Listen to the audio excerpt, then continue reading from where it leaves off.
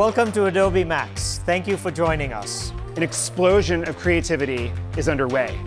I had to, really push my way in and show people what I could do. None of my designs would be good if I was not willing to be vulnerable. Today marks a major inflection in the journey of Creative Cloud.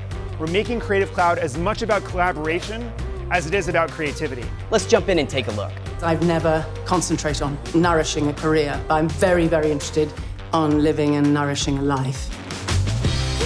For the first time ever, we're bringing Photoshop and Illustrator to the web. But what if I want to explore a 3D look in Illustrator?